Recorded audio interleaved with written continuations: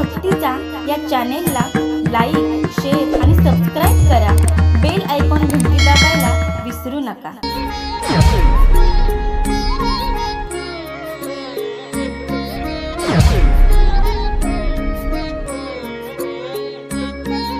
आम्ही जातो तुम्ही कृपा असू द्यावे, सकळा सांगावे विनंती माझी. वाढ वेळ झाला उभा पांडुरंग, वैकुंठा श्रीरंग बोलावितो. अनंत कोट ब्रह्मांड नायक अखिल गुणनिधान, करुणा वरुणालय रुक्मिणी प्राण संजीवन भगवान श्री पंढरीश पांडुरंग परमात्म्याच्या चक्रवर्ती सम्राट विश्व माऊली श्री संत ज्ञानोबराय, प्रेममूर्ती भक्त शिरोमणी श्री संत नामदेव महाराज, दयामूर्ती शांती ब्रह्म श्री संत एकनाथ महाराज आणि वैराग्यमूर्ती जगद्गुरु संत श्रेष्ठ श्री तुकोबराय, सद्गुरु भक्त श्री संत नळोबराय आदी करून सर्व संतांच्या कृपा आशीर्वादाने चालू असलेला हा अखंड हरिनाम सप्ताह ज्ञानयज्ञ नामयज्ञ सोहळा आणि त्याचं हे 35वं वर्ष, 35व्या वर्षामधील आजची 3ऱ्या दिवसाची जगद्गुरु संत श्रेष्ठ श्री तुकोबराय यांच्या त्रिशतकोत्तर अमृत महोत्सवी सध्य वैकुंठ गमन सोहळ्यामधील वैकुंठ गमन सोहळ्याचं असणारं हे कीर्तन आहे. कीर्तनासाठी घेतलेला अभंग ज्यांचा वैकुंठ गमन सोहळा आहे, अभंगही त्यांचाच आहे, वैकुंठ गमन सोहळाही त्यांचाच आहे. आणि ते या अभंगामधून विनंती करतात. कोण करतात विनंती? तुकाराम महाराज करतात. काय विनंती करतात? की आता आम्ही जातोय, आम्ही जातोय, मग तुम्ही काय करा? आम्ही जातो, तुम्ही आमच्यावर कृपा करा. आता कृपा कोणी कुणावर केली पाहिजे हे महत्वाचं आहे, नाही का? कुणाला म्हणतात ते तुम्ही कृपा करा, कोण म्हणतात कृपा करा, आणि त्यांचा अधिकार काय आणि आपला अधिकार काय? थोडासा पहिला अर्थ सांगून घेतो. तेव्हा जगद्गुरु तुकोबराय या अभंगामधून विनंती करतात की बाबांनो, आम्ही जातो, तुम्ही आमच्यावर कृपा करा, तुम्ही कृपा असू द्यावी. आणि नुसती तुम्ही कृपा असू द्यावी नाही, तुमची कृपा असू द्या. पण कालपासून आम्ही तुम्हाला सांगतोय, दशमीपासून तुम्हाला आम्ही सांगतोय की काय करायचंय, मला जायचंय, मला जायचंय, मला देव न्यायला आलेला आहे, मग तुम्ही आमच्यावर कृपा करा. पण अजून सकळा सांगावी विनंती माझी, म्हणजे जे आजूबाजूला अजून झोपलेले आहेत, ज्यांना अजून माहिती नाही की देव आलेला आहे, देहू मध्ये देव आलेला आहे, रुक्मिणी सहित आलेला आहे, नवे नवे अख्खं वैकुंठाचं वैभव घेऊन आलेलं आहे. आणि अख्खं वैकुंठ वैभव या ठिकाणी वैकुंठ निर्माण केलेले कोणी? रुक्मिणी मातेने आणि पांडुरंग परमात्म्याने. तरी लोक डोळे झाकून बसलेले आहेत, म्हणून कृपा करा म्हणतात. कोण? तुकोबराय म्हणतात तुम्ही कृपा करा. आणि काय करा? अजून ज्यांचे डोळे उघडले नाहीत त्यांना जाग करा, आणि त्यांना पण काय करा, माझी विनंती सांगा, कारण ते मला परत भेटणार नाहीत. कारण ह्या मंडपामध्ये देहू मध्ये मला बोलवण्यासाठी, वैकुंठ गमन सोहळ्यासाठी ते जर आले नाहीत तर त्यांना ह्या जन्मात मी भेटणार नाही. म्हणून काय करा, त्यांना माझी विनंती सांगा. जर तुम्हाला येता आलं तर, जर तुम्हाला मी विनंती केलेली तुम्ही सांगितल्यानंतर त्यांनी ऐकली तर काय करा, सकळा सांगावी विनंती माझी. काय विनंती सांगायची? अरे बाबांनो, त्रैलोक्याचा धनी, विश्वाचा जनिता, आपल्या सर्वांचं पालन पोषण करणारा परमात्मा कुठं आलेला आहे? किती वेळ झालाय तो येऊन? दशमीला आलाय. सप्ताह कधी चालू झालाय? कोणत्या तिथीला झालाय? मोरे माऊली आबा, सप्ताह कोणत्या तिथीला चालू झालाय? अजून ते तिकडे नका बघू. धुलीवंदन प्रतिपदेला, पौर्णिमेला चालू होत असतो, पण प्रतिपदेला झालेला आहे. त्याच्या अगोदर किती तिथी गेल्या? दशमी, एकादशी, द्वादशी, त्रयोदशी, चतुर्दशी, पौर्णिमा, 6 दिवस देव अगोदर इथं आपली वाट पाहतोय. आपण मंडप घालतोय, तयारी करतोय, सगळं करतोय. हे वैकुंठ निर्माण करायची तयारी करतोय 6 दिवस. आणि मग 6 दिवसानंतर आपण तयार केलंय प्रतिपदेला. आणि मग सुरुवात झाली, प्रतिपदा गेली. द्वितीया म्हणजे आजचा दिवस, बीज. सुरुवात झाली कधी? धुलीवंदनला. धुलीवंदनला म्हणजे पौर्णिमेला सुरुवात झाली. त्याच्यानंतर कालचा प्रतिपदेचा दिवस गेला आणि आजचा 3रा दिवस म्हणजे काय आहे? द्वितीया. फाल्गुन वद्य द्वितीया. आणि या द्वितीयेच्या दिवशी तुकोबराय सदेह वैकुंठाला गेले. त्याला 375 वर्ष झाली. मग असे तुकोबराय तुम्हा आम्हाला काय करतात? विनंती करतात, सांगतात की बाबांनो तुम्ही इतरांना सांगा मांडी घालून बसा. बसताना व्यवस्थित बसा. कीर्तनाला बसलेलो आहे आपण, याचा विचार करा. पायामध्ये कुणीही चप्पल ठेवू नका. बनकर बाबा कीर्तनाला आल्यानंतर बाजूला ठेवा, ती घाण बाजूला ठेवा. कारण एवढे एक वाक्य सांगा तुम्हाला मी, मला लगेच आठवतं. मंदिर सोन्यासारखं झालेलं आहे. काय झालेलं आहे? सोन्यासारखं मंदिर झालेलं आहे. मोरे महाराज एका मंदिरावरती एक वाक्य लिहिलं होतं. मंदिरामध्ये येताना सूचना लिहितात. काय सूचना लिहितात? पादत्राणे बाहेर ठेवा, पायातली चप्पल बाहेर ठेवा आणि डोक्यातले चपलेसारखे घाण विचार मंदिराच्या बाहेर ठेवून मंदिरामध्ये या. त्याला पवित्र म्हणतात. पवित्र जर व्हायचं असेल, पहिली गोष्ट म्हणजे आसन असावा बसायला. इथं उभं केलंय आपण, काय सिंहासन. हे उभे आहेत, पांडुरंगासारखे उभे आहेत. माऊली ज्ञानोबराय तुकोबराय तुम्ही बसलेले आहेत. मग खुर्चीवर बसलेले कोण आहेत?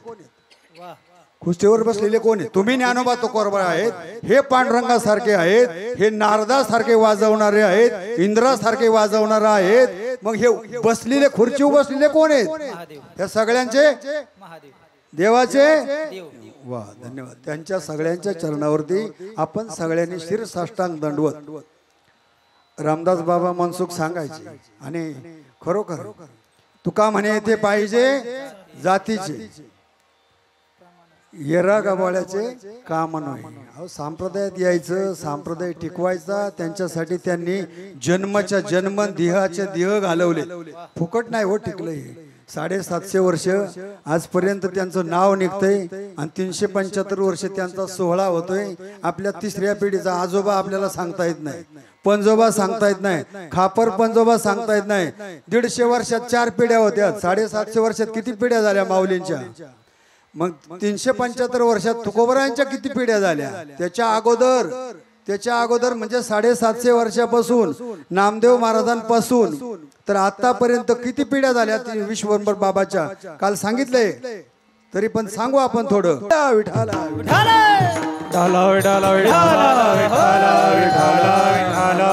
कारण मला बऱ्याच लोक अगोदरच म्हणतात तुम्ही 2 वाजवणारे, तुम्ही 1 वाजवणारे, तुम्ही सगळ्यांचे 12 वाजवण्यापेक्षा 1 वाजवलेले नक्की चांगले ना.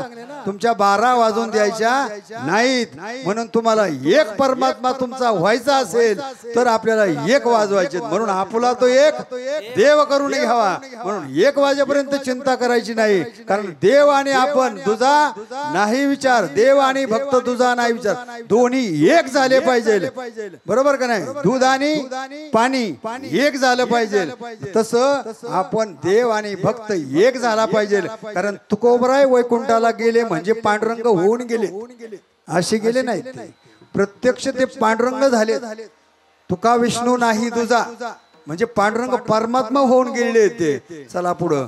म्हणून असे तुकोबराय विनंती करतात की सकळा सांगावी विनंती माझी. आणि याच्या पुढे जाऊन सांगतात अंतकाळी विठो आम्हाशी पावला. मोरे महाराज काय माहितीये का? जीवाचं कान करून ऐका. अंतकाळी विठो आम्हाशी पावला. आता हा अंतकाळ कोणता? याच्या अगोदर किती अवतार झाले आणि आपले लक्ष 84 योनी जन्म झाले. एक योनी कोटी कोटी फेरा. वृक्षा सरीसृप पशून खगदंश मत्स्यां तैस्तर अतुष्ट हृदयं पुरुषं विदाय ब्रह्मावलोक दिशणं मुदमाप देवा. वृक्षामध्ये किती योनी? 20 लक्ष योनी वृक्षाची आहे घरी. 9 लक्ष या किड्या मुंग्याच्या जन्मामध्ये आपण 9 लक्ष घातलेत आणि शेवटला ही मनुष्य देवे केली निजात्म लागोनी, देवे केली मनुष्य योनी. मग देवाच्या प्राप्तीसाठी ही मनुष्य योनी केली. हा शेवटची पाळी येईल. मग याच्या काळी, या शेवटच्या वेळी, या अंतकाळी म्हणजे जन्माचा शेवटचा जन्म, सगळे जन्म भोगत भोगत आपण कुत्र्याचे, मांजराचे, डुकराचे सगळ्यांचे जन्म भोगत भोगत मनुष्य जन्माला प्राप्त झालेलो आहोत. मग मनुष्य जन्म म्हणजे शेवटचा जन्म आणि त्याचा शेवटचा क्षण म्हणजे अंतकाळ. आता अंतकाळ म्हणजे कधी येईल कोणालाच माहिती नाही. कारण कसं आहे माहितीये का, अंतकाळ कोणालाही सांगता आलेला नाही, पण त्यांना माहिती आहे अंतकाळ. म्हणून तो परमात्मा अंतकाळी विठो आम्हाशी पावला, त्यांना पावलाय. आपल्याला पावल का नाही याची गॅरंटी नाही, पण त्यांचं ऐकल्यानंतर नक्की पावल्याशिवाय राहणार नाही. हे त्यांचं आशीर्वचन आहे. कारण आशीर्वाद कोणाचा आहे? देव स्वतःचा शब्द, स्वतःची प्रतिज्ञा खोटी करतो, पण भक्ताची प्रतिज्ञा कधीच खोटी करत नाही. म्हणून भीष्म पण केला खरा, धनुर्धरा रक्षिले, सोडवीन माझा स्वामी निश्चयशी, प्रतिज्ञा ही दाशी केली आम्ही. तुकाराम महाराज म्हणतात म्हणजे अंतकाळी विठू आम्हाशी पावला आणि कुडी सहित झाला गोप्त तुका. म्हणजे त्या शरीराने ते पांडुरंग परमात्मा झाले, ते कोणालाही पुन्हा परत दिसले नाहीत. असा ह्या अभंगाचा सरळ सरळ अर्थ आहे. विठ्ठल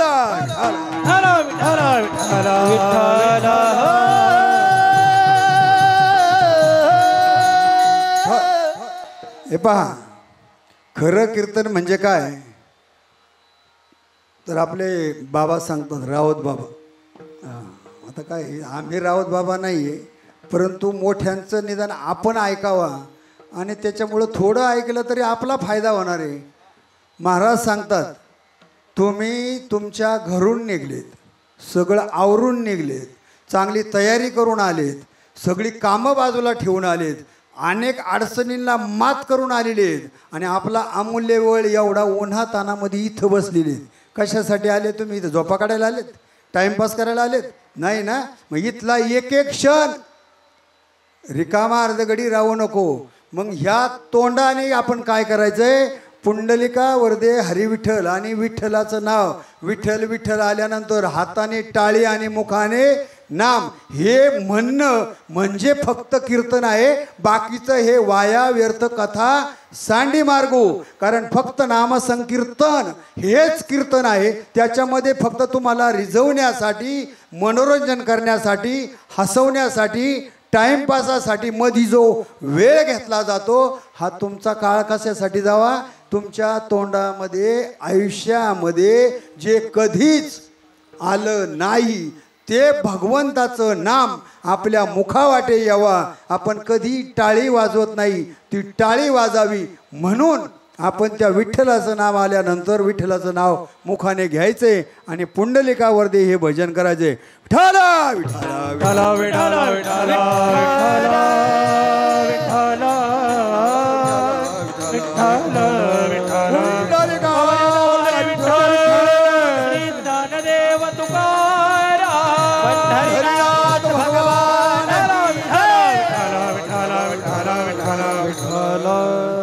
आता तुम्ही फक्त म्हणायचे पुंडलिकावरती हरी विठ्ठल, बरं का? तुम्ही नाही म्हणायचे. तुमचा आवाज आला पाहिजे.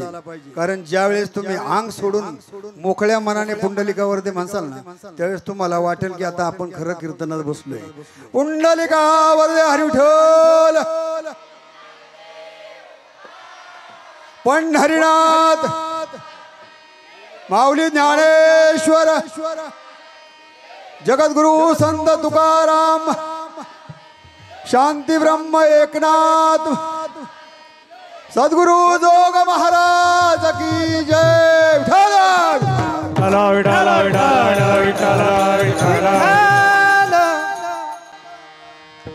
बस आता फक्त अर्धा तास आपण चरित्र बघू आणि शेवटची 15 मिनिटं महाराजांचा वैकुंठ गमन सोहळा करू. कारण गेली 35 वर्ष आपण तुकाराम बीज ऐकतोय, त्यामुळे काही आपण जास्त सांगायची आवश्यकता नाही. परंतु जगद्गुरु तुकोबरायांचं चरित्र लिहिणारे जे महात्मे आहेत त्याच्यापैकी अनेकांनी चरित्र लिहिलेले.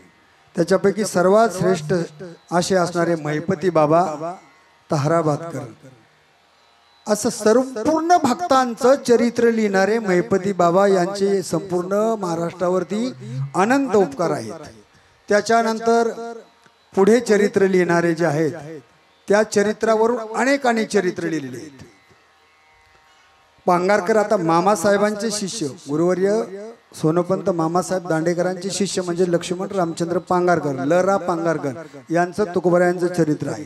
इतकं सुंदर चरित्र आहे आणि आपल्या प्रत्येकाला समजेल अशा भाषेमध्ये आहे. आणि ते कमीत कमी संपूर्ण सांगायचं म्हटलं तर 1 वर्ष रोज 3 तास सांगावं लागेल, तेव्हा ते पूर्ण होईल. असं 1 तास सांगून कधी चरित्र पूर्ण होणार नाही, असं ते चरित्र आहे. आणि ते चरित्र सांगण्यासाठी ज्या उंचीवरून तुकोबरायांचं जीवन आहे बघा, हिमालयाच्या शिखरावरून ज्यांचा उपदेश आहे, असे हिमालयाच्या उंचीचे असणारे तुकोबराय. सर्व त्यांचा उपदेश कुठून आहे? हिमालयाच्या उंच पर्वतावर उभे राहून ते उपदेश करतात. एवढा मोठा त्यांचा अधिकार आहे. आणि आपण कुठं उभं राहून ऐकतोय? एकदम खाली आपण घाट पाहतो ना, घाटाच्या खाली त्या खोंगळे असतात ना, शेवटी पार अगदी दर्या खोऱ्या, त्या दरीत उभं राहून ऐकतोय. इतकी खाली आपण आहोत आणि इतके वर ते आहेत. एवढ्या मोठ्या उंचीचा उपदेश तो आपल्याला कळेल हे शक्य नाही. आणि सांगणं आम्हाला सुद्धा तो सांगता येणार नाही. म्हणून तरी पण तो कळेल आणि तो सांगता पण येईल. पण त्यांच्यासाठी तुमची कृपा होता पशु बोले वेद, आणि हा त्यांचा अधिकार आहे. तुकोबराय स्वतः मागतात काय? तुकोबरायांचा अधिकार, गाढवाचे घोडे करू आम्ही दृष्टी पुढे. हा कोणाचा अधिकार आहे? तुकोबरायांचा. अहो, ज्यांनी रेडा बोलवला ते माऊली, ज्यांनी भिंत चालवली ते माऊली. मग तुकोबरायांचा उपकार काय आहे? गाढवाला घोडं करायचं हा तुकाराम महाराजांचा अधिकार आहे. तुकाराम महाराजांच्याही कीर्तनामध्ये मेलेलं मनुष्य जिवंत झालेले. एका बाईने मेलेलं मुलगा आणून टाकलं, ते कीर्तनामध्ये तुकाराम महाराजांच्या कीर्तनामध्ये जिवंत झालं. त्यांचा पहिला अवतार असणारे नामदेव महाराज, त्यांच्याही कीर्तनामध्ये गोरोबा काकांना हात फुटले आणि त्यांचा मुलगा जिवंत झाला.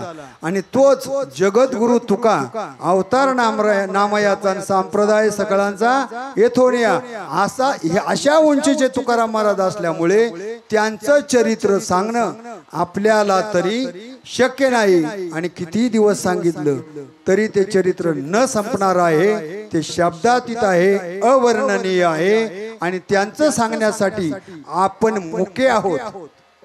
मग त्यांची कृपा झाल्यानंतर मोकम करोती वाचालम, थोडस काहीतरी त्यांची कृपा झाल्यानंतर सांगता येईल. आणि ते सांगण्याचा प्रयत्न आपण या ठिकाणी करू. विठाल विठाल विठाल विठाल विठाल विठाल विठाल. कमी करा.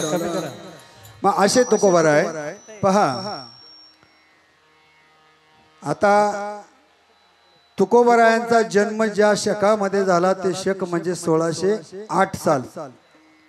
छत्रपती शिवाजी राजांचा जन्म झाला तो 1630 साली.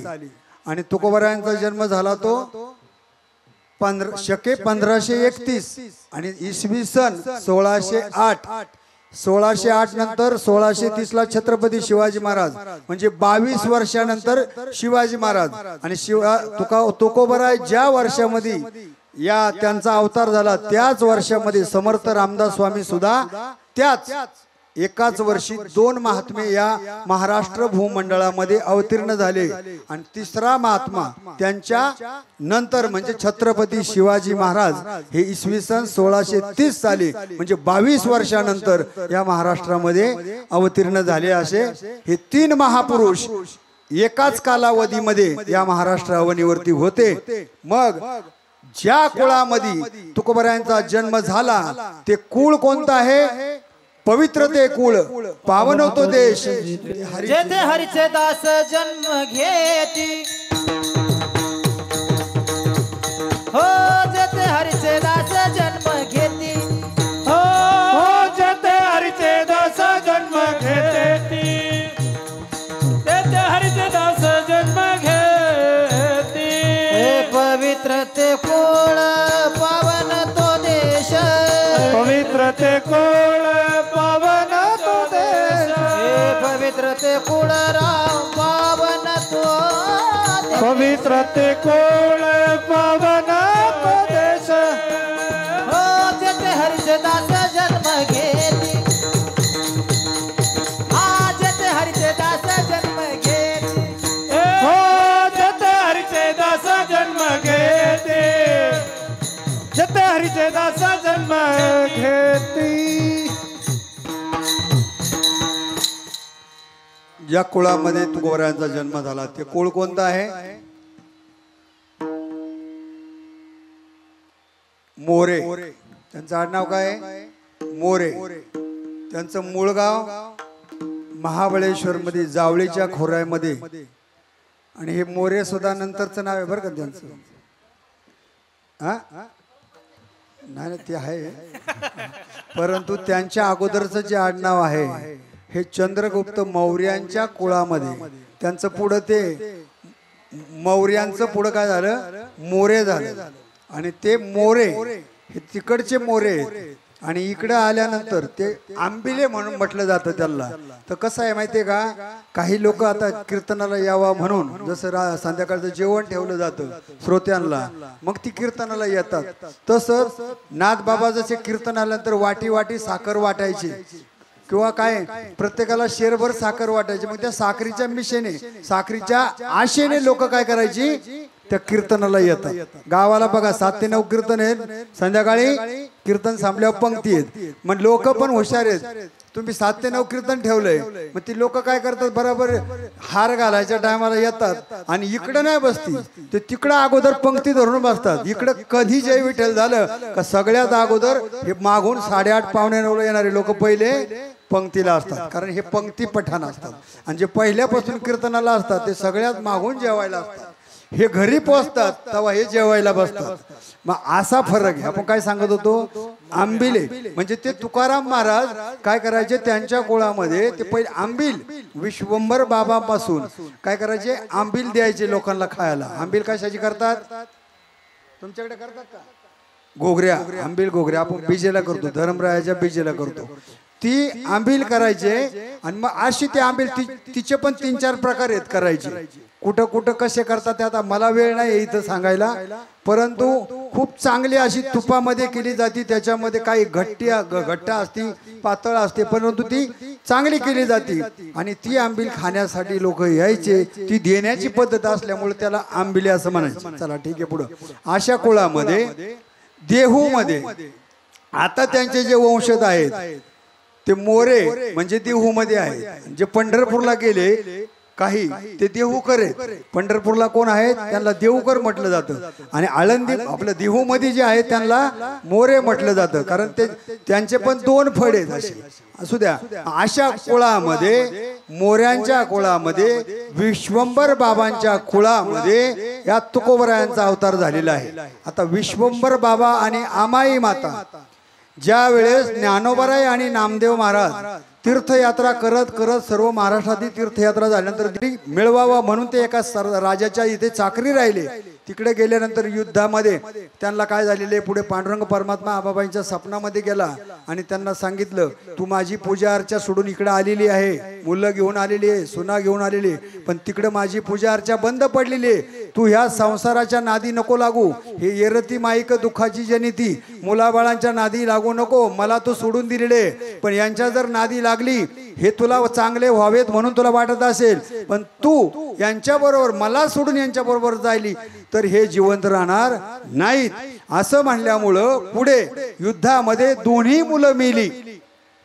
हरी आणि मुकुंद दोन्ही मेली. दोघांची लग्न झाली होती. तो मुकुंद जो होता त्याची पत्नी सती गेली त्यांच्या बरोबर, आणि हरी जो होता त्याची बायको गरोदर होती. नंतर आमाबाईने त्या सुनेला गरोदर अवस्थेमध्ये देहूमध्ये पुन्हा आणलं. तिथं त्यांना पदाजी नावाचा आपला हरीला विठ्ठल नावाचा मुलगा झाला आणि पुढे त्या विठ्ठलाला पदाजीला शंकर, शंकरला कान्हैया आणि कान्हैयाला पुढे बोलोबारायांचे हे 3 पुत्र म्हणजे मोठा सावजी दादा आणि नंतर तुकोबराय आणि तिसरा कान्होबाराय अशी ही 3 मुलं त्याच्यापैकी 2 नंबरचे वैराग्य मूर्ती जगद्गुरु संत श्रेष्ठ श्री तुकोबराय माघ शुद्ध पंचमीचा त्यांचा जन्म आणि माघ शुद्ध दशमीला त्यांना गुरूंचा अनुग्रह आणि नंतर आज असणारा त्यांचा वैकुंठ गमन सोहळा। आता या त्यांनी काय काय केलं, त्यांचे काय काय चरित्र आहे हे सगळं सांगायचं म्हटलं तर ज्या पुण्य अशा पावन क्षेत्रामध्ये त्यांचा जन्म झाला त्या देहूमध्ये धन्य देहू गाव असं हे धन्य देहू गाव आहे। इंद्रायणीचं तीर आहे, विठ्ठलाची पूजा आहे। ते सगळं करत असताना मग पुढे काय झालेलं आहे त्या ठिकाणी त्यांच्या जीवनामध्ये अशी जसे लहानपणी आपण जसं खेळत होतो, लहानपणी आपली मुलं जशी खेळतात, कृष्ण परमात्म्याने जशा लीला केल्या तशा तुकोबरायाने सुद्धा खोड्या केल्या, मारामाऱ्या केल्या, खेळ खेळले आणि शेवटी पुढं काय झालंय थोड्याच दिवसामध्ये 12 वर्षाचा असताना बोलोबाराय आणि कनकाई माता यांनी 3ही मुलांची लग्न संगती एका दिवशी लावून दिलेली आहेत। सावजी दादा, तुकोबराय आणि कान्होबा 3ही मुलांचं लग्न लावल्यानंतर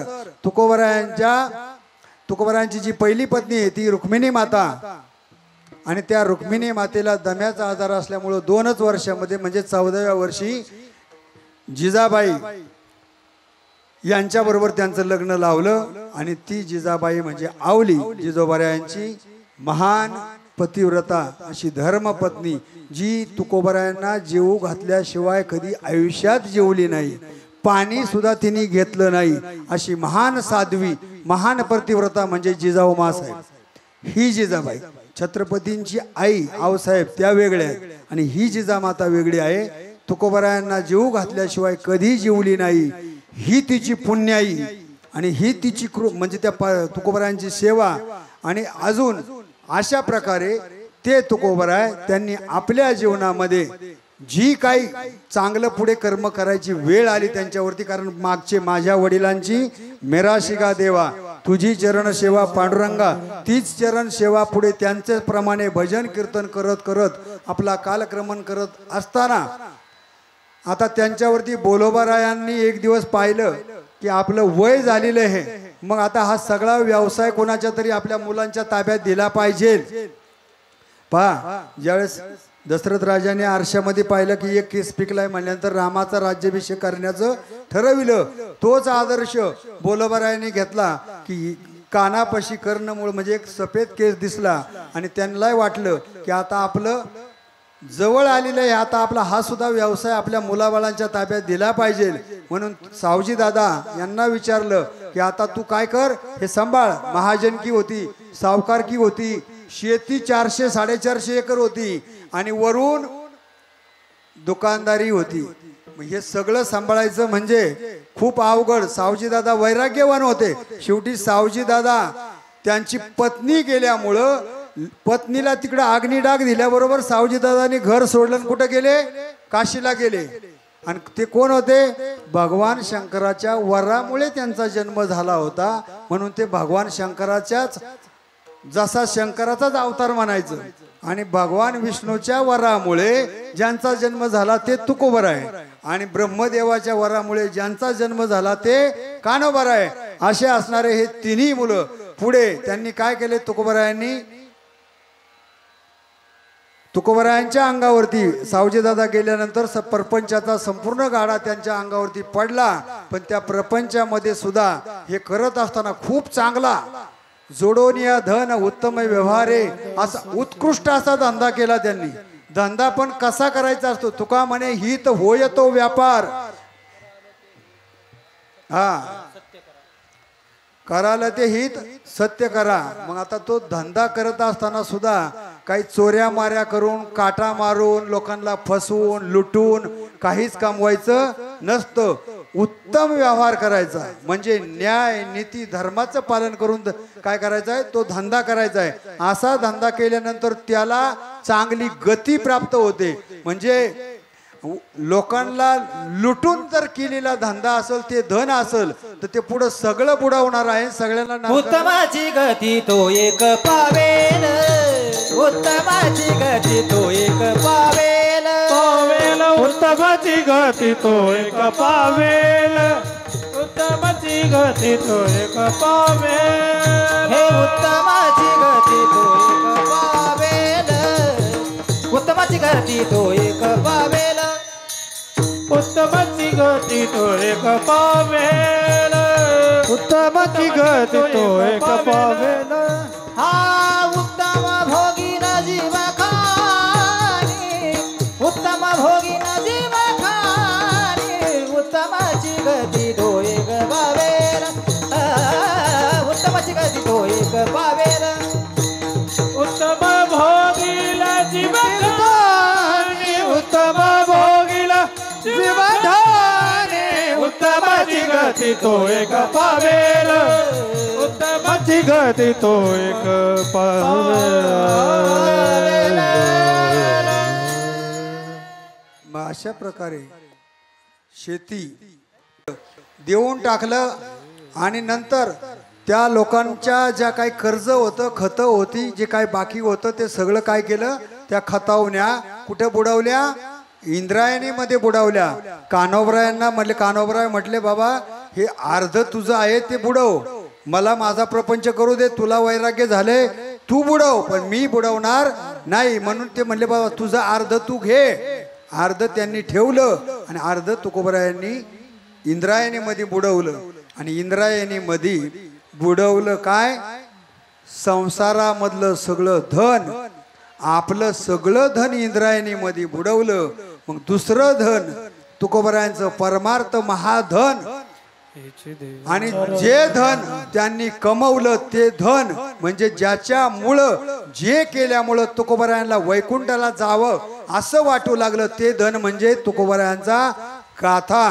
ते धन म्हणजे तुकोबरायांचं अभंग धन, ते कधी कल्पांती न सरणार चंद्र सूर्य आहे तोपर्यंत टिकणार असं धन म्हणजे तुकोबरायांचा गाथा म्हणजे अभंग, ज्याला कधी नाही भंग असं न भंगणार अभंग हे धन त्यांना त्या इंद्रायणी मातेने तारलं.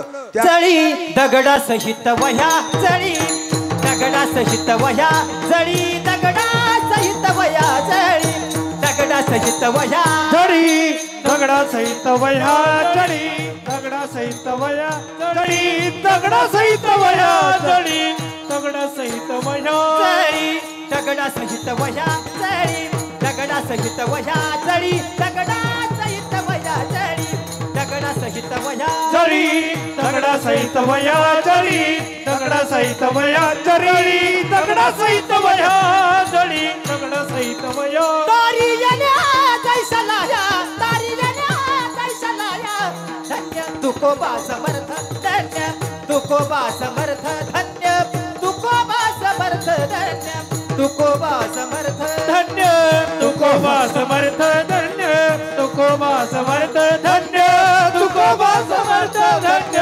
तुकोबा समर्थ.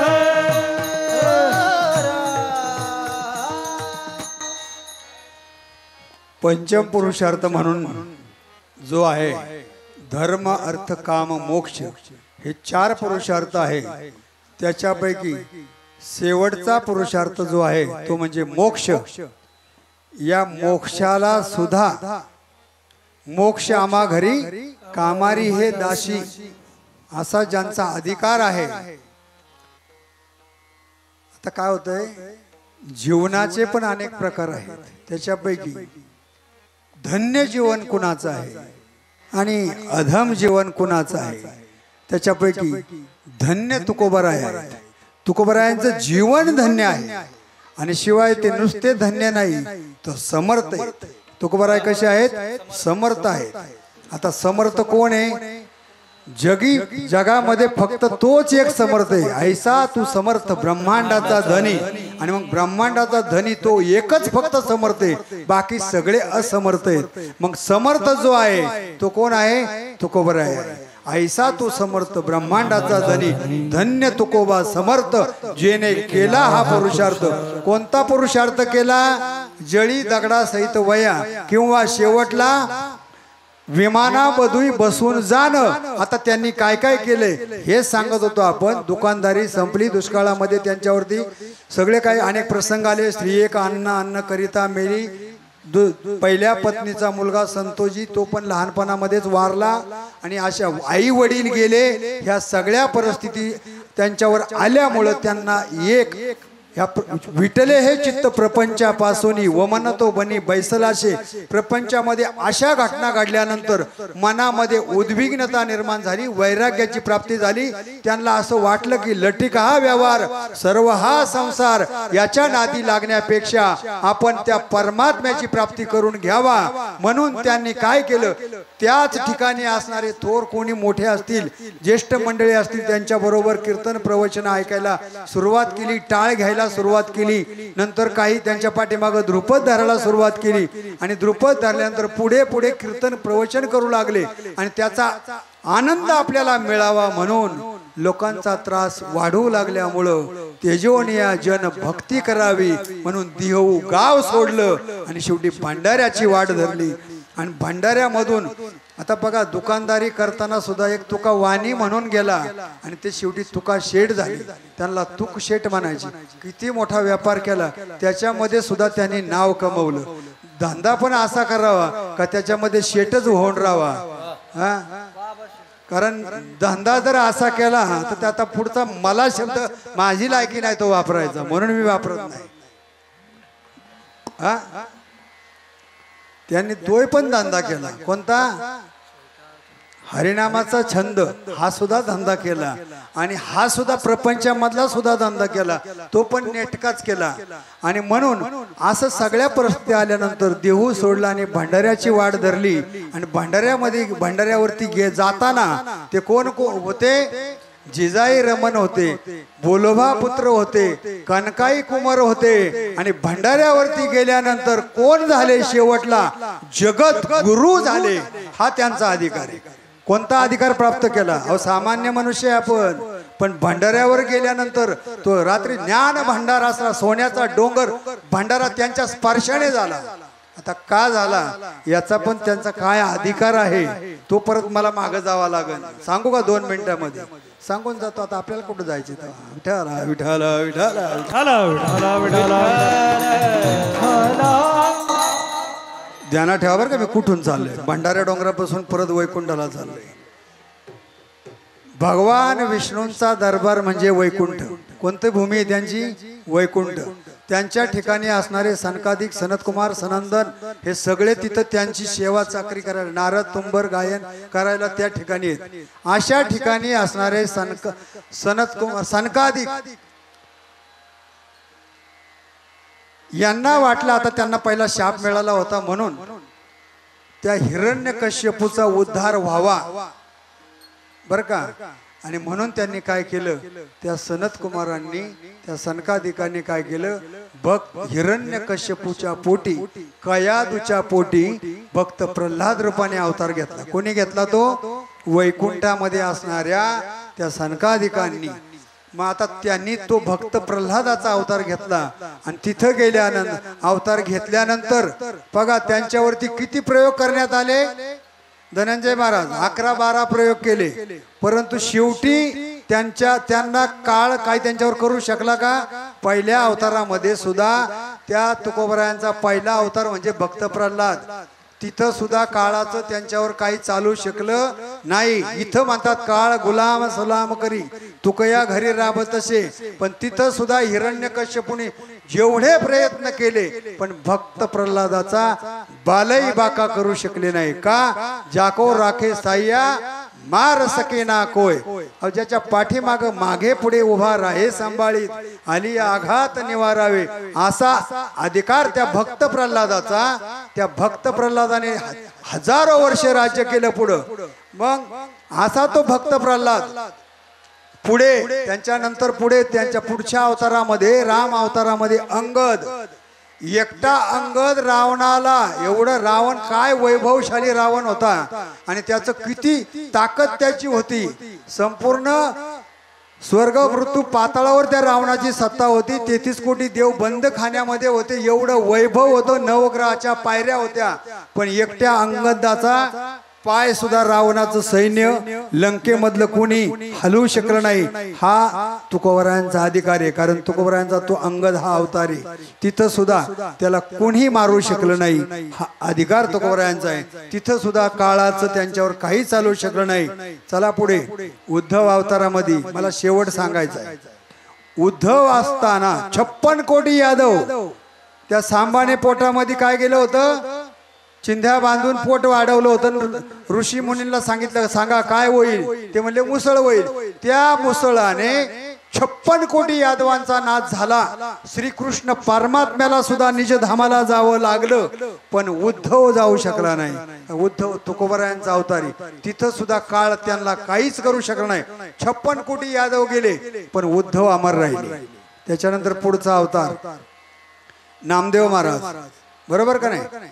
सर्व संत नामदेव महाराजांनी ज्यावेळेस पांडुरंग परमात्म्याकडे मागणी मागितली की मला आता हे माझं भरपूर झालेलं आहे कार्य, आता मला तू काय कर, समाधी दे तुझ्या.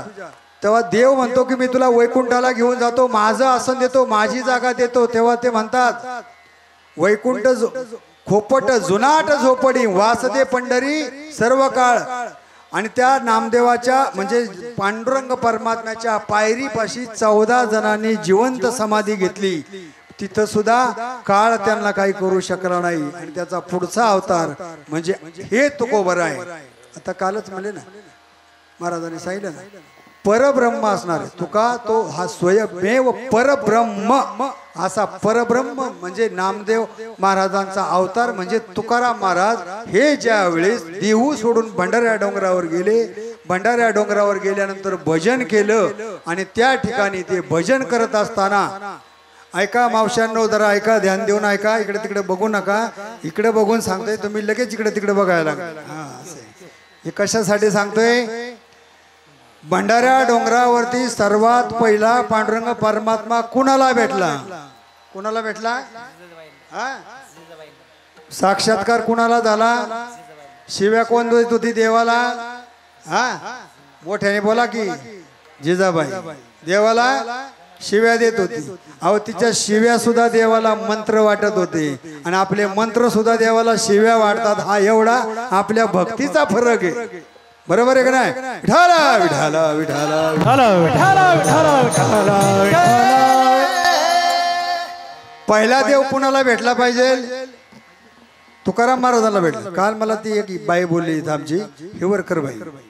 अहो म्हणली पारायणाला मी बसते, आमचा रामदास गणपती हिवरकर कधी पारायणाला बसत नाही, हरिपाठाला टाळ घेत नाही, कशालाच नाही. बाहेरच असा फिरत असतो नुसता. कारण आता त्याची ड्युटीच तशी होती. समोर बसलेला कीर्तन ऐकतोय, पण फक्त काय माहितीये का, मंडपाच्या थोडा बाहेर बसून ऐकते. असू दे, पण तरी पण त्याचं कल्याण म्हणजे नशीब एवढं भारी. इथं बसणाऱ्यांना, इथं टाळ घेणाऱ्यांना, इथं कीर्तन प्रवचन करणाऱ्यांना कधीच गाथा ज्ञानेश्वरी भेटली नाही. पण त्याचं 1 वर्ष सुन जात नाही का त्याला गाथा भेटणार, ज्ञानेश्वरी भेटणार. अहो हे तुकाराम महाराजांनी आयुष्यभर परमार्थ केला, रात्रंदिवस. महाराज मोरे महाराज, तुकाराम महाराजांची पहिली अवस्था तुकाराम महाराज स्वतः सांगत होते आपल्या मनाला वाचेला की त्या देवाचं तू नाव घे, घेई घेई माझे वाचे. आणि त्यांचा शेवट कशामध्ये झाला, सुरुवात झाली घेई घेई माझे वाचे, शेवट कशामध्ये झाला, माझी मज झाली अनावर वाचा. छंद या नामाचा घेतला से, हो छंद या नामाचा घेतला से, हो छंद या नामाचा घेतला से, छंद या नामाचा से. माझी मजे झाली अनावर वाचा, माझी मजे झाली अनावर वाचा, माझी माझा झाली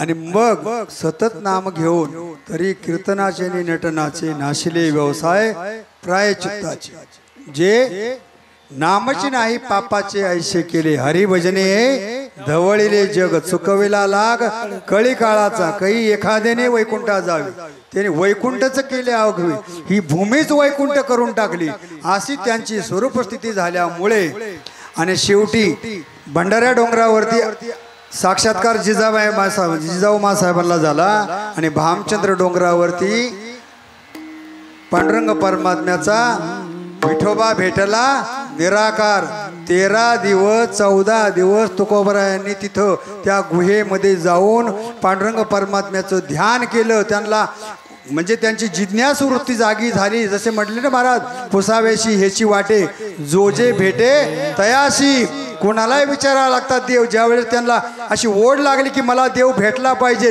आणि माझं कल्याण झालं पाहिजे काही मी उद्धार पावेल काही कृपा करेल नारायण अशी अवस्था झाल्यानंतर भामचंद्र डोंगरावरती ते गेले आणि भामचंद्र डोंगरावरती गेल्यानंतर 13 दिवस त्या गुहेमध्ये बसल्यानंतर प्रत्यक्ष पांडुरंग परमात्मा निर्गुण निराकार स्वरूपामध्ये त्यांना साक्षात्कार झाला तो म्हणजे भामचंद्र डोंगर गोऱ्हाळा डोंगर या हे डोंगर जे आहे तिथं आजही असे महात्मे धनंजय महाराज की 18 वर्षे ज्या ठिकाणी तुकोबरायांना देव भेटला देवाचा साक्षात्कार झाला 18 वर्षे त्या डोंगरावरून खाली लोक उतरली नाहीत किती वैराग्य असेल ते बघा म्हणजे एक आणि आज आता मोठे माऊली हे वगैरे जे ज्यांनी जे 7 वर्षे त्या भामचंद्र डोंगरावर आणि गोऱ्हाड्या डोंगरावरती राहिले आता वर्दळ चालू झाली इकडे पण भामचंद्र डोंगरावर आणि गोऱ्हाड्या डोंगरावर कमी आणि तिथं जे जे साधक आहेत जिज्ञासू वृत्तीचे आहेत ते तिथं राहिल्या असताना 7 वर्षे ते तिथं पाठ केलं गीता भागवत गाथा ज्ञानेश्वरी हे सगळे ग्रंथ त्यांनी तिथं पाठ केले आणि खाली आल्यानंतर असा जर सप्ताह असेल तर कीर्तनाला सुद्धा त्या मंडपाक सुद्धा त्यांनी पाहिलं नाही का तर आपल्या दिनचर्येमध्ये आपल्या अभ्यासामध्ये आपल्या साधनेमध्ये खंड पडू नये म्हणून त्यांनी काय केलंय ह्या सगळ्याचा त्याग करून त्या भंडाऱ्या डोंगरावरती भामचंद्र डोंगरावरती गोऱ्हाड्या डोंगरावरती जाऊन आपली साधना केली आणि तो प्रत्यक्ष देव निर्गुण निराकार परमात्मा सगुण साकार होऊन त्या देवाचा साक्षात्कार पांडुरंग परमात्म्याचा त्यांना झाला ही त्यांनी जी अवस्था प्राप्त करून घेतली हे तिन्ही डोंगर म्हणजे आपल्याला आपल्या या महाराष्ट्राचं वैभव आहे आणि या हे सगळं झाल्यानंतर त्यांनी जो या सगळ्याचा परिपाक म्हणजे गाथा हे निर्माण केला काय केला गाथा निर्माण केला रात्रीच महाराजांनी सांगितले आपण शेवटपर्यंत आलोय 4 वेद 6 शास्त्र 18 पुराण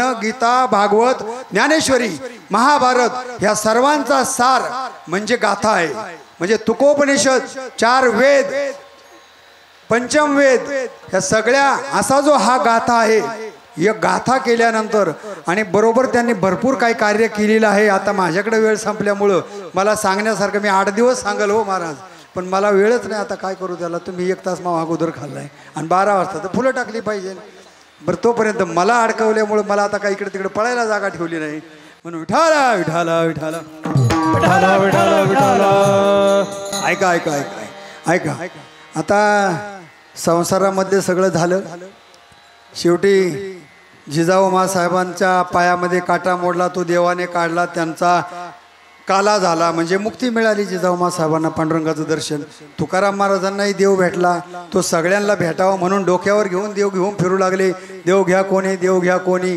परंतु त्यांनाही तो काय नकोय देवांनी पाहिलं शेवटी तुकोबराय म्हणायला लागले की आता गाथा केलाय मग आता माझं कार्य संपलेलं आहे आणि एवढं करून जर इथं लोकांना असं वाटतंय जरा ऐका इकडे लक्ष द्या बरं का एवढा 35 वर्षे इथं केल्यानंतर आपल्याला वाटतंय बघ इथं एक सुद्धा बिगर माळकरी राहिला नाही पाहिजे आणि इथं सप्ताह चालू झाल्यानंतर एकाची कडी उघडी नाही पाहिजे प्रत्येक घराला कुलूप पाहिजे कडी उघडी म्हणजे मोकळं नाही पाहिजे कुलूप पाहिजे आणि सगळी माणसं मंडपामध्ये पाहिजे सगळी पारायणाला पाहिजे सगळी कीर्तनाला पाहिजे सगळी सेवेला पाहिजे असं आपल्याला वाटलं पाहिजे मग तुकाराम महाराजांनी पाहिलं अरे मी जवळजवळ आता 22 वर्षापासून पुढे तर वयाच्या 42-45 वर्षापर्यंत एवढं सगळं हकारोणी सांगे तुका लागोनिया पाया सकळांच्या पाया माझे दंडवत एवढं करून सांगतोय, विनंती करून सांगतोय, पाया पडून सांगतोय, बोंबा मारून सांगतोय, तरी किती सांगू तरी न ऐकती अशी परिस्थिती झाली. शेवटी वैतागले तुकाराम महाराज. आणि वैतागल्यानंतर त्यांनी पाहिलं की त्यांना वाटलं की हे काम माझ्याच्यानी होणार नाही, यांचा उद्धार व्हावा एवढा माझा अधिकार नाही. असं पण आहे बरं का. हे रामदास बाबांचं वाक्य आहे.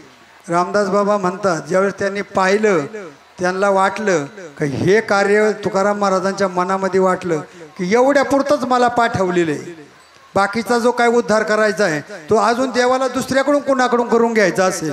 बरं का महेश, काही कामं सगळी एकच माणूस करू शकत नाही. जे काम मला करायचे तेवढंच माझ्या वाट्यावर येणार आहे, जे काम दुसऱ्याला करायचे ते त्यांच्या वाट्यावर येणार आहे, जे काम तिसऱ्याला करायचे ते त्यांच्या वाट्यावर जाणार आहे. म्हणून प्रत्येक कामाचा तुकाराम महाराज म्हणतात की हे मी करू शकत नाही अशी देवाची इच्छा असेल, मग आता माझं काम संपलेले, मी गाथा तयार करून ठेवलेला आहे. हा गाथा जो वाचील त्याच्या जीवनामधील सगळे प्रश्न मिटतील, सगळ्या समस्यांचं निराकरण होईल, सगळ्या शंका दूर होतील आणि प्रत्येक एक अभंग वाचल्यानंतर ऐकल्यानंतर शांती, सुख, समाधान, पुण्य आणि परमात्मा या सर्वांची प्राप्ती होणार आहे. फक्त तिचं आपण चिंतन केलं पाहिजे. मोरे महाराज कालच गाथा मंदिरावरती गोविंदगिरीजी महाराज कुठून आले होते? अयोध्येवरून. त्यांनी प्रवचन केलं. त्याच्यामध्ये त्यांनी सांगितलं की तुम्ही आखा गाथा नाही वाचता आला, अख्खं भागवत, अख्खं ज्ञानेश्वरी जरी नाही वाचता आलं तरी काय करा, आपल्या घरामध्ये हे 4 ग्रंथ असावेत: ज्ञानेश्वरी, भागवत, गाथा आणि समर्थ रामदास स्वामींचा दासबोध. आणि हे पाक असल्यानंतर जेव्हा वेळ मिळेल तेव्हा याच्यामध्ये कुठलाही ग्रंथ घ्या आणि बसा आणि उचका आणि कुठलंही पान पहा, कुठलंही पान पहा, कुठलंही पान पाहिल्यानंतर जे पान उघडल ते वाचा. तुमच्या सगळ्या समस्या मिटल्याशिवाय राहणार नाहीत असं महाराजांनी सांगितले. मग तुम्ही आता पहिल्यापासून शेवटपर्यंत पारायणच केलं पाहिजे, वाचलंच पाहिजे. याचा अर्थ असं नाही तुम्ही पारायणाला नाही बसायचं, ते करायचं, पण आपल्या दैनंदिन जीवनामध्ये काही ना काहीतरी संतांचं चरित्राचं श्रवण झालं पाहिजे, संतांच्या वाङ्मयाचं तपश्चर्या झाली पाहिजे. आणि म्हणून तुकाराम महाराजांनी गाथा केल्यानंतर पाहिलं समाजाला माझी आता गरज नाही आणि मग मलाही इथं आता राहण्याची इच्छा नाहीये असं वाटल्यामुळं त्यांनी सगळं पाहिलं. शोधिताची नये म्हणून ओळखतो पाय, संपूर्ण विश्वामध्ये पाहिलं, परंतु निर्गुण निराकार परमात्म्याचा मला काही हे होत नाही, म्हणजे प्राप्ती होत नाही. म्हणून सगळं शोधलं आणि मग त्यांनी विनंती केली. कुणाला विनंती केली? सर्वात पहिली विनंती केली, परमात्म्याची प्राप्ती करून घ्यायची असेल तर संतांना विनंती केली जाते. म्हणून तुम्ही सनकाधिक संत मनविता एवढा करा उपकार. फुलं वाटून घ्या, फुलं वाटून घ्या. सांगा देवा नमस्कार. भाकावी करुणा आणि विनवा पंढरीचा राणा. तुका म्हणे मज आठवा आणि मूळ लवकरी पाठवा. तुम्ही सनकाधिक संत. त्या सनकाधिकांना सांगितलं बाबांनो तुम्ही देवाच्या जवळ राहताय, देवाला सांगा. आणि मग संतांना सांगितलं की तुम्हाला देव प्राप्त आहे, तुम्ही हा निरोप माझा तिथं ही विनंती करा. भाकावी करुणा आणि तुका म्हणे मज आठवा, माझी आठवण काढा आणि मला आता इथं न्यायला या. असं झाल्यानंतर पुढे सर्वात पहिलं देवाच्या जवळ असणारे देवाच्या कुटुंबामधले जी व्यक्ती आहेत, अंतरंग बहिरंग. महाराज 2 मिनिटांमध्ये सांगून जातो. बघा देवाच्या सगळ्यात जवळ कोण आहे? धनंजय महाराज सगळ्यात जवळ. लवकर सांगायचं, माईक मध्ये बोला. हा सर्वात जवळ देवाचं वाहन गरुडे. बर ठीक आहे. दुसरी गोष्ट त्याच्यापेक्षा अजून जवळ कोण आहे? हा जाऊ द्या चला. अंतरंग, बहिरंग आणि आत्मरंग. मी सांगतो बाहेर गरुड हे वाहन आहे. गाडी कुठे ठेवता तुम्ही? मंडपाच्या बाहेर. बायको कुठे ठेवला? घरी. बरोबर. आणि आता तुम्ही जिथं झोपतो मनुष्य तो पलंग कुठं असतो? घरात. मग आपलं पांडुरंग परमात्मा कुठे? शेष. सगळ्यात जवळ शिल्लक कोण राहतो? शेष.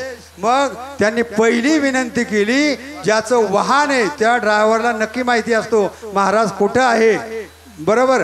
मग महाराज ज्या गाडीमध्ये येतो त्या गाडीचा ड्रायव्हर त्याला माहिती असतं, म्हणून महाराजांनी पहिली कोणाला विनंती केली, त्या ड्रायव्हरला विनंती केली. काय केली तुम्ही म्हणा.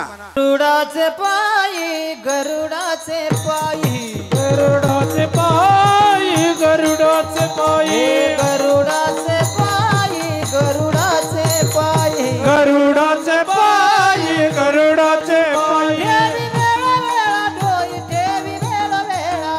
ठेवी वेळा वेळा डोई देवी वेळो वेळो डोई ठेवी वेळा वेळा डोई देवी वेळो वेळो डोई देवी वेळो वेळो डोई आनावा तो हरी आनावा तो हरी योहो आनावा तो हरी आनावा तो हरी वेगे आनावा तो हरे आनावा तो हरे वेगे आनावा तो हरी आनावा तो हरी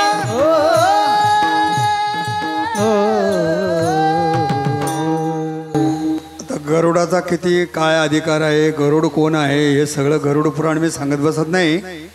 पण गरुडाला सुद्धा देवाचं वाहन का व्हायला मिळालं ते पण जरा 1 मिनिटामध्ये ऐका. काय माहिती आहे का, गरुडाला पण प्रश्न विचारला कोणीतरी असा की म्हणले का हो तुम्ही तरी पक्ष्याच्या कुळामधले, शिवाय तो पक्ष म्हणजे एवढा साधा सोपा नाही जो पाहिल्यानंतर अशुभ होय असं वाटतंय, असा असणारा पक्षी, आणि तुम्ही देवाचं विष्णूचं वाहन कसे झाले, काय पुण्य आहे तुमचं. ऐका जरा. तुम्हाला जर देवाच्या जवळ जायचं असेल, देव तुमच्या खांद्यावर बसावा वाटत असेल तर ते हे ऐका. गरुड वाहन, गरुड ज्याचं वाहन झालंय त्या गरुडाने उत्तर दिलं. काय उत्तर दिलं की बाबा रे असा अखंड हरिनाम सप्ताह होता, आणि त्या सप्त्यामध्ये ही सर्व श्रोते उठून गेल्यानंतर तिथं काय होती, पडलेली जी काय इथं पालापाचोळा कचरा असतो, आणि तो कचरा म्हणजे सगळा होता, आणि मी तिथून उड्डाण केलं, म्हणजे असं उडालो. पक्षी उडाल्यानंतर त्या पंखाच्या हवेने त्या कचरा काय झाला, मंडपातला कचरा झाडून गेला आणि मंडप स्वच्छ झाला, आणि मग त्याचं पुण्य माझ्याकडून घडलं, आणि एवढ्या पुण्यामुळे मी देवाचं काय झालो, विष्णूचं वाहन झालो. त्या गरुडाला तुकाराम महाराजांनी विनंती केली, गरुडाची पायी ठेवी वेळोवेळा डोई, वेळोवेळी ठेवी, आणि शिवाय वेगी आणावा तो हरी. वेगी म्हणजे सगळ्यात वेगवान, जसा मारुती वेगवान आहे तसा त्याच्या एवढाच वेगवान कोण आहे, गरुड आहे. मग या वेगी आणावा तो हरी, लवकरात लवकर घेऊन येण्यासाठी वेगवान असं वाहन म्हणजे गरुड आहे. परंतु हा गरुड सुद्धा परमात्म्यापासून थोडा दूर असल्यामुळं त्याच्यानंतर त्याच्यापेक्षा अजून जवळ जी पाय धुवावयाच्या दैवा पात्र झाली अशी लक्ष्मी माता, त्या लक्ष्मी माता देवाचे पाय चुरत असते. देव झोपल्यानंतर देवाचे पाय चुरणारी लक्ष्मी माता, तिला विनंती केली, पाय लक्ष्मीचे हाती तिशी यावे काकुळती.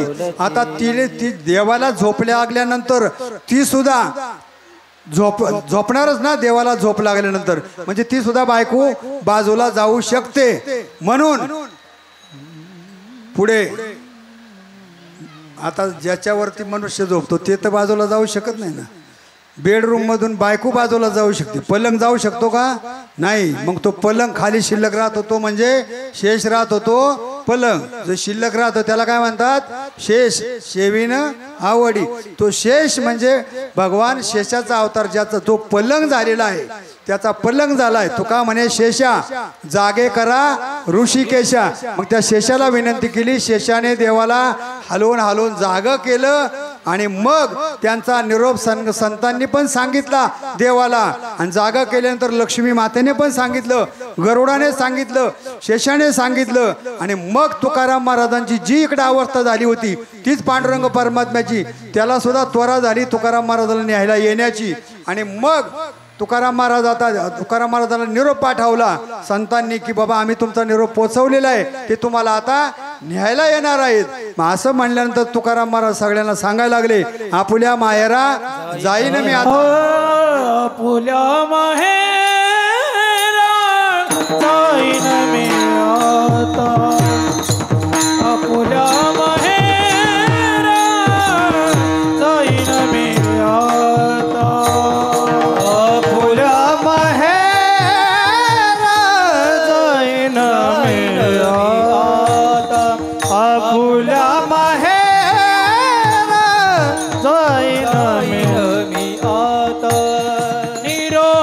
निरोपया संता हाती आला निरोपया संता हाती आला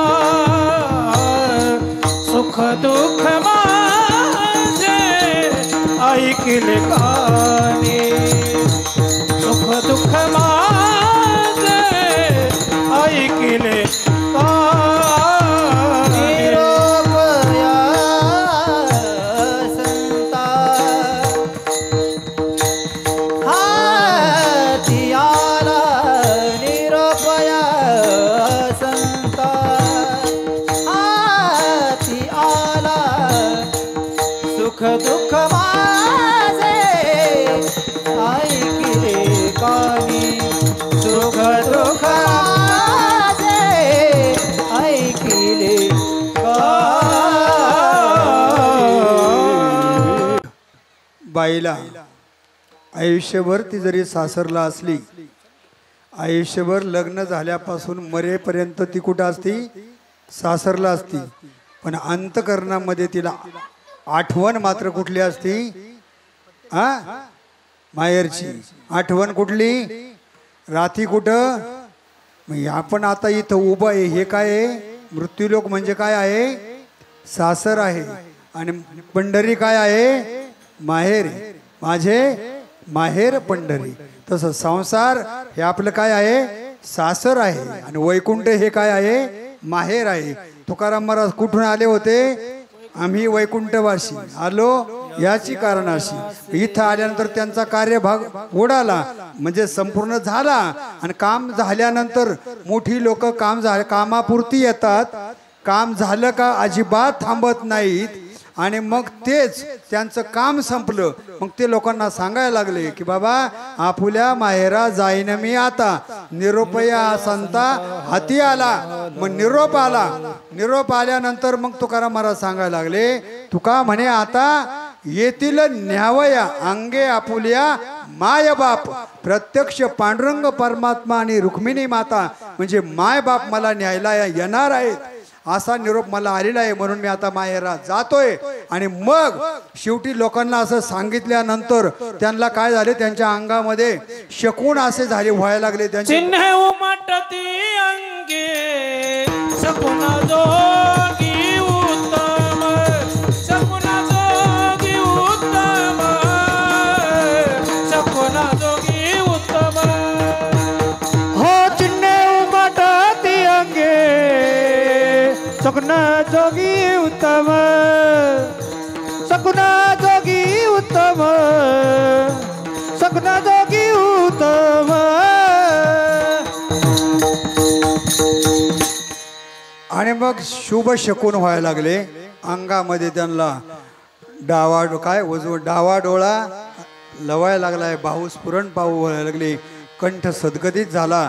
त्या देवाच्या स्मरणामध्ये त्यांना समोर कोणीच दिसत नव्हतं. असं फक्त त्यांची अशी अवस्था झाली होती, खाली पायाच्या नखापासून तर डोक्याच्या केसापर्यंत रोमामध्ये त्यांना फक्त देवच दिसत होता. आणि अशी शुभ शकून त्यांना झाल्यामुळं त्यांनी काय केलेलं आहे? त्या लोकांना सांगितलं. आणि शेवटी समोर तुका म्हणे आता येतील न्यावया. ते स्वतः आणि लोकांना सांगायला लागले, पहा पहा पहा देव आलेले. पहिले आले हरी, शंखचक्र पद्मकर हातामध्ये शंखचक्र त्रिशूळ काय माहितीये काय खडग हे सगळे घेऊन आलेले आहेत. बघा त्या इंद्रायणीच्या पैल तीरावरती देव आलेले आहेत. राजस सुकुमार मदनाचा पुतळा पितांबरधारी असा तो पांडुरंग परमात्मा म्हणजे विष्णू परमात्मा आलेला आहे. आणि तो आल्यानंतर त्या ठिकाणी आलाय. मग आता तुका म्हणे आता त्याला भेटायला जाऊ. कोणाला? सामोरे जाऊ. आणि मग त्यांना ते सामोरे गेलेले आहेत. सर्व देहूमधील सर्व गाव टाळ दिंडी घेऊन देवाला आणायला गेलेले आहेत. देव आलेले आहेत. कधी आलेत? दशमीला आलेले आहेत. म्हणून देहूमध्ये कन्याची दशमी हा उत्सव मोठा साजरा केला जातो. देहूमध्ये तुकोबरायांना खाऊ घातल्या त्या कन्या, जिजाऊ साहेबांनी खाऊ घातल्या त्या कोणत्या? कन्या. आणि तो दिवस म्हणजे माघ शुद्ध दशमी. काय फाल्गुन म्हणा ना. मी माग म्हणतोय, तुम्ही पण हा म्हणताय. हा तो नाही बाबा, कन्या तो अनुग्रहाचा दिवस आहे. ज्या दिवशी देवाला कन्या खाऊ घातल्या, देव आले दशमीला, या फाल्गुन शुद्ध दशमीला आले. त्या दिवशी आल्यानंतर देव पाहुणे घराशी, आजी आले ऋषिकेशी, काय करू उपचार कोप मोडकी जर्जर. मग ते देव आला, देवाला त्यांनी काय घेतलं तर आता घरी नेलं. तर घरी नेलं तर आपलं झोपडं कसं आहे, मोडकच आहे. आणि वरी काय माहितीये का, पाहुणे घराशी आजी आले ऋषिकेशी, काय करू उपचार, कोप म्हणजे झोपडी, मोडकी जर्जर. मग आता त्यांना काय आहे, जर बसायला द्यायचं तर वरी मोडकिया बाजा आणि वरी वाकळाच्या शेजा, गोधड्या, वाकळ म्हणजे गोधडी, त्या पण फाटक्यात अशा. आणि त्या बाजेवर जर देव बसला तर त्याला पण एक पाय मोडलेला आणि दुसरे तिथं दगड ठेवले होते अशाचे पाय, गाव एक पाय मोडलेला होता, एक 3 होत्या त्या पण कुचक्या. देवाला कशी सवय पहिल्यापासून, आता उडी मारून टणकनी उडी मारून बसायचं.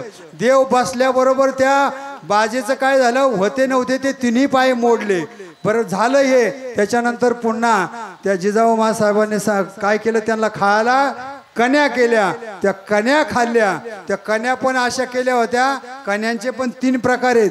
त्याच्यापैकी ह्या ज्या कन्या होत्या कशा, जय जय कन्या, श्री कन्या, आणि त्या अशा ह्या शेवटच्या कन्या होत्या की त्या वाढल्यानंतर त्या अशा पात्रामधून पळायला लागल्या.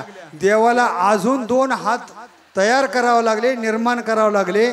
4ही हाताने त्या कन्या काय करावं लागल्या, त्या जिजाऊ मातेच्या कन्या खाल्ल्या. कारण याच्या अगोदर सुद्धा त्यांनी विदुराच्या कन्या खाल्ल्या होत्या आणि इथं तुकोबरायांच्या कन्या खाल्ल्या.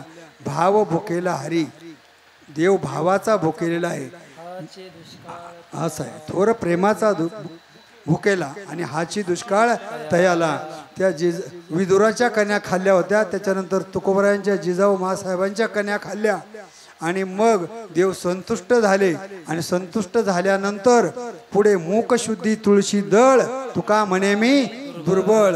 आता हे दुर्बळ आहेत का, सर्वात पवित्र असणारी वस्तू म्हणजे काय आहे, तुळशी दळ आहे. तुम्ही बाकीचं काही द्या, त्याच्यात पवित्राणाम पवित्र येऊ मंगलानामच्या मंगल अशी असणारी तुळस, मूक शुद्धी तुळशी दळ.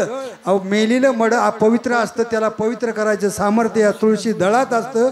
तर जिवंत बसलेल्या मढ्यांमध्ये जर तुळशीची माळ घातली तर ते नक्कीच पवित्र होतील. नाहीतर जिवंत असून सुद्धा विठ्ठल विठ्ठल विठ्ठल विठ्ठल विठ्ठल विठ्ठल. मग अशा तुकोबरायांना काय झालंय, पुढे ते झालं.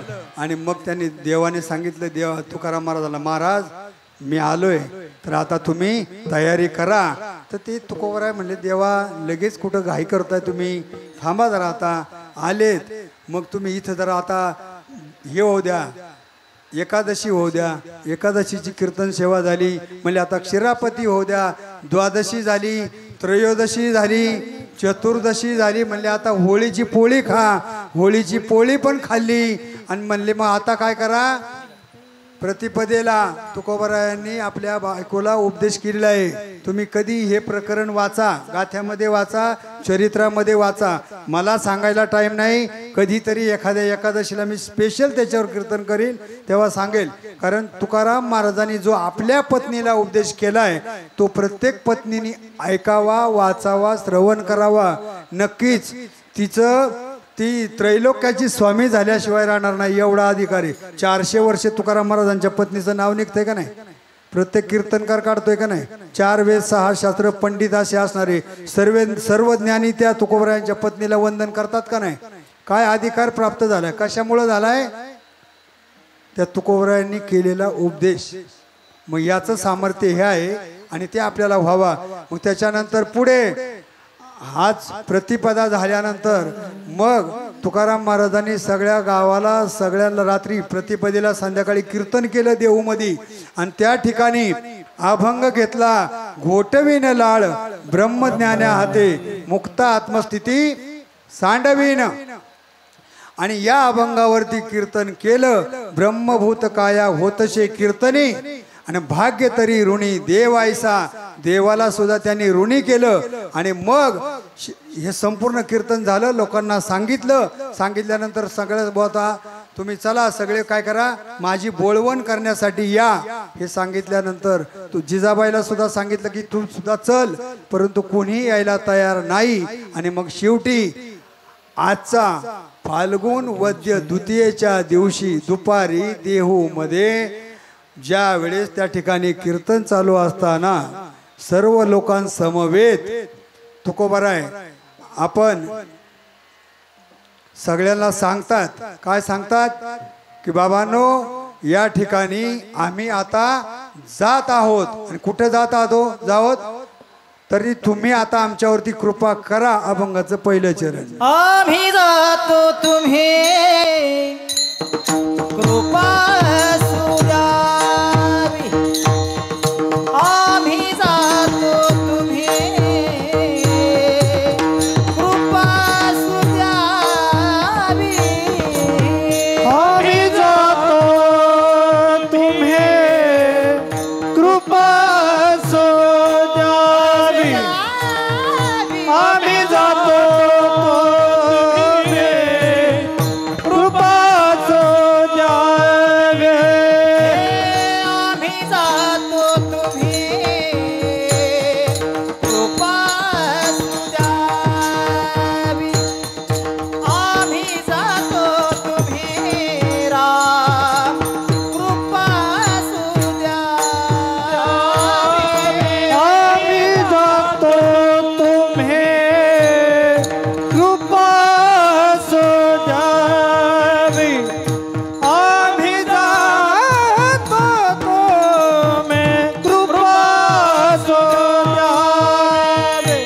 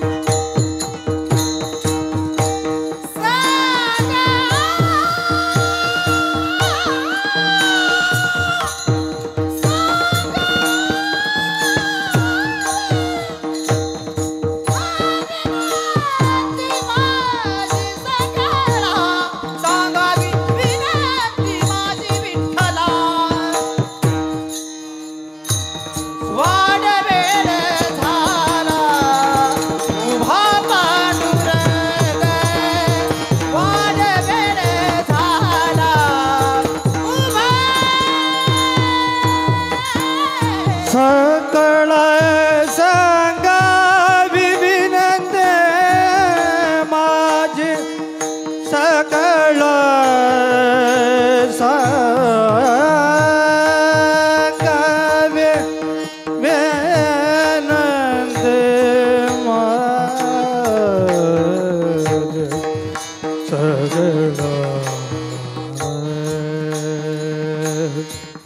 सकळ सकळ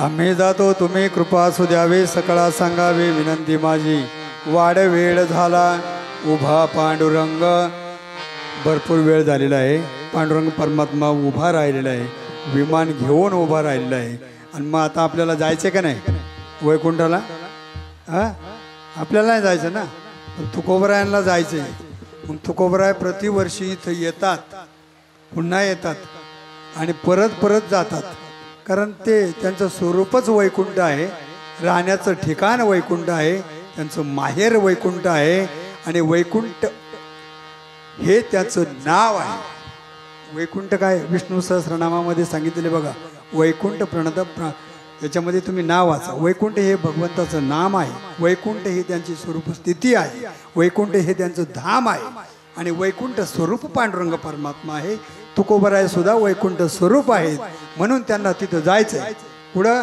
वाढ वेळ झाला उभा पांडुरंग वैकुंठा श्रीरंग बोलावितो आणि मग तुकोबराय ज्यावेळेस त्या विमानामध्ये बसायचंय आणि निघालेले आहेत सगळेजण त्या ठिकाणी काय आहेत आज देहू क्षेत्रामध्ये नांदुरकीच्या झाडापाशी लाखोने समाज तुकोबरायांना निरोप देण्यासाठी त्यांच्यावरती पुष्पवृष्टी करण्यासाठी उपस्थित आहेत तुकोबराय आता विमानामध्ये बसणार मग त्यांची ती अवस्था काय आहे त्यांची सर्वांनी पूजा केलेली आहे आणि नंतर देवाने सुद्धा त्यांची पूजा केलेली आहे जया पूजले आदरे पांडुरंगे विमानस्थ केले प्रयाण प्रसंगे तनो मानवी दिव्य रूपीच केले न त्यागी ते दिव्य लोकाशी नेली असे त्यांची प्रत्यक्ष पांडुरंग परमात्म्याने पूजा केलेली आहे निर्गुण आकार झाला गुणवंत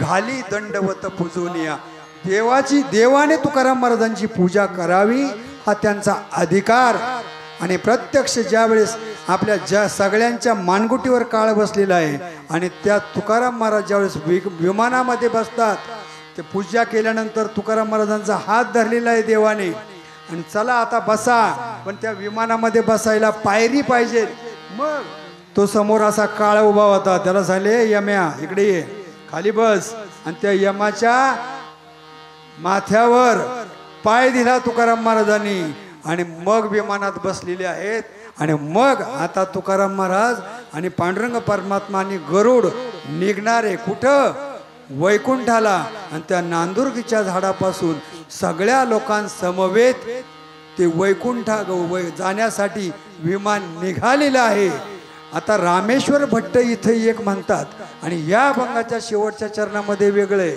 बघा इथं शेवटचं चरण काय आहे अंतकाळी विठो आम्हाशी पावला आणि कोडी सहित झाला आणि याच्या वरच्या अभंगामध्ये रामेश्वर भट्ट काय म्हणतात जगामध्ये जेवढं तुकाराम महाराजांचं वर्णन रामेश्वर भट्टांनी केलंय ना आणि जेवढ्या शॉर्टकट मध्ये केले 4-5च अभंग आहे रामेश्वर भट्टांचं पण तुमचे 10 लाख ग्रंथ होतील एवढं वर्णन त्या 5 अभंगामध्ये कधी वाचा गाथ्यामध्ये आहे शेवटी ते 5च अभंग आहेत पण असं वर्णन केलेलं आहे निळोबारायांच्या आरतीमध्ये नमनामध्ये आणि त्या रामेश्वर भट्टांच्या 5 अभंगामध्ये संपूर्ण जीवनचरित्र तुकाराम महाराजांचं असं आहे मग ते रामेश्वर भट्ट म्हणतात म्हणे रामेश्वर सकळा पुसोनी गेला तो विमानी पैसोनिया असे तुकाराम महाराज सगळ्या जगाला सांगतात धन्य मनवीन य लोकी लोका भाग्य आम्ही तुका देखियेला.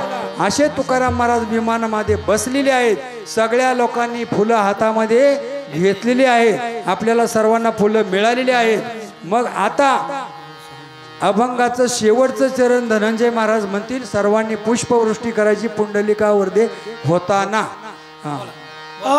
अंतकाळी विठो मासे पावला अंतकाळी विठो मासे पावला अंतकाळी विठो मासे पावला अंतकाळी विठो मासे पावला अंतकाळी विठो मासे पावला अंतकाळी विठो मासे पावला अंतकाळी विठो मासे पावला अंतकाळी विठो मासे पावला कोणी सहित झाला गुप्त तुका कोणी सहित झाला गुप्त तुका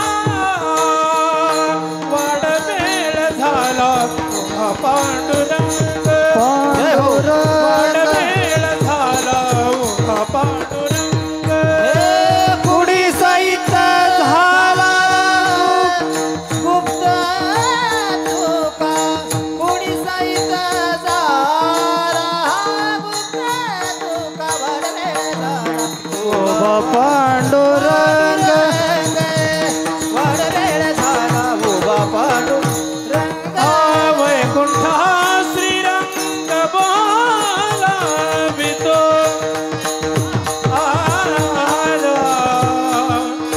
वैकुंठा श्रीरंग बोलावितो वा